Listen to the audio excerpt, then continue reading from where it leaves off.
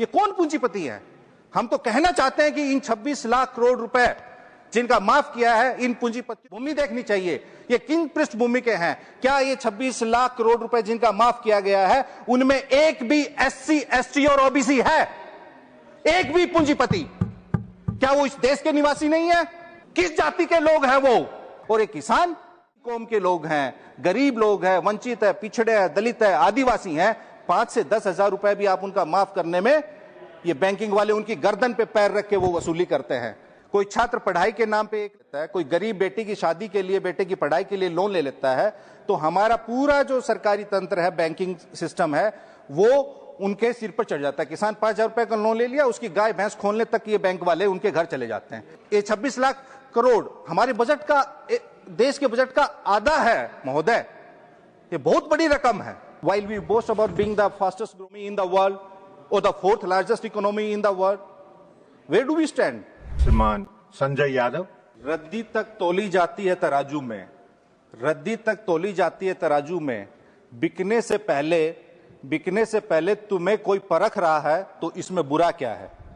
महोदय, अभी हमारे साथी सब बोल रहे थे कि 2014 से पहले क्या था। 1947 में जब हमारा देश आजाद हुआ और अंग्रेज देश छोड़ के गए, उन्हें भगाया गया, उस वक्त देश में खाने का अन्न भी नहीं था, और जो उधर बैठे उनका तो देश की आजादी में कोई योगदान नहीं था। तो जब हमारा देश आजाद हुआ तो उस वक्त हमारे देश की जो लिटरेसी रेट था वो मात्र 12% था, और देश की औसत आयु 32 वर्ष थी, और हमारे देश का पहला बजट मात्र 197 करोड़ रुपए का था। आज हमारे देश का बजट 55 लाख करोड़ रुपए है, और 2014 तक कितना था वो सब जानते हैं। तो 1947 से लेकर 2014 तक का जो सफर था वो, उसमें सभी देशवासियों का योगदान था। तो उससे पहले सृष्टि नहीं थी, चांद सितारे नहीं थे, ऐसा नहीं है। सब कुछ 2014 के बाद नहीं हुआ है महोदय। जैसा अभी इस बिल में इंसॉल्वेंसी एंड बैंक्रप्सी कोड की हम बात कर रहे हैं, तो पिछले 10 साल में ये सरकार का आंकड़ा है कि 26 लाख करोड़ रुपए का कर्ज माफ हुआ है। ये चाहिए लोन वेव ऑफ हो, राइट ऑफ हो, या एनपीए में जो डाला गया है, बट 26 लाख करोड़ रुपए बट्टे खाते में डाल दिया गया, कि जो कि अधिकांश कॉर्पोरेट्स का है, पूंजीपतियों का है। महोदय, मैं आपके मार्फत से, इस सदन के मार्फत से देशवासियों की तरफ से ये पूछना चाहता हूं, इस 26 लाख करोड़ रुपए जो आपने माफ किया है, इसमें कितने किसानों का है? अगर किसान कोई 5,000 रुपए का भी लोन ले लेता है, कोई छात्र पढ़ाई के नाम पे 1 लाख रुपए का भी लोन ले लेता है, कोई गरीब बेटी की शादी के लिए, बेटे की पढ़ाई के लिए लोन ले लेता है, तो हमारा पूरा जो सरकारी तंत्र है, बैंकिंग सिस्टम है, वो उनके सिर पर चढ़ जाता है। किसान 5,000 रुपए का लोन ले लिया, उसकी गाय भैंस खोलने तक ये बैंक वाले उनके घर चले जाते हैं। लेकिन यह 26 लाख करोड़ रुपए माफ कर दिया पूंजीपतियों का। ये कौन पूंजीपति है? हम तो कहना चाहते हैं कि इन 26 लाख करोड़ रुपए जिनका माफ किया है, इन पूंजीपतियों की सामाजिक पृष्ठभूमि देखनी चाहिए। ये किन पृष्ठभूमि के हैं? क्या ये 26 लाख करोड़ रुपए जिनका माफ किया गया है, उनमें एक भी SC, ST और OBC है? एक भी पूंजीपति? क्या वो इस देश के निवासी नहीं है? ये 26 लाख करोड़ रुपए आप उनको दे देते हैं। किस जाति के लोग हैं वो? उनकी आप जाति चेक कीजिए। वो इस देश का पैसा खा के जाते हैं। और एक किसान जो कि किसानी कौम के लोग हैं, गरीब लोग हैं, वंचित है, पिछड़े हैं, दलित है, आदिवासी हैं, 5 से 10 हजार रुपए भी आप उनका माफ करने में, ये बैंकिंग वाले उनकी गर्दन पे पैर रख के वो वसूली करते हैं।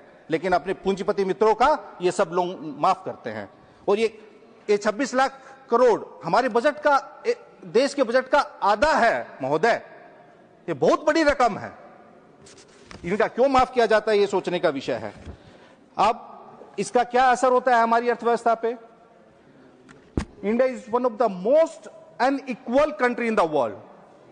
World Inequality Lab has reported that the top 1% of our country owns 40% resources of this country. देश की इनकम का 22.6% इनकम जो है वो उन टॉप 1% लोगों के पास है.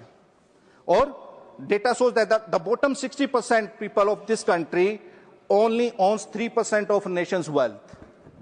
तो जब आप 26 लाख करोड़ कुछ पूंजीपतियों के हाथ में दे देंगे तो यही असमानता की दर होगी.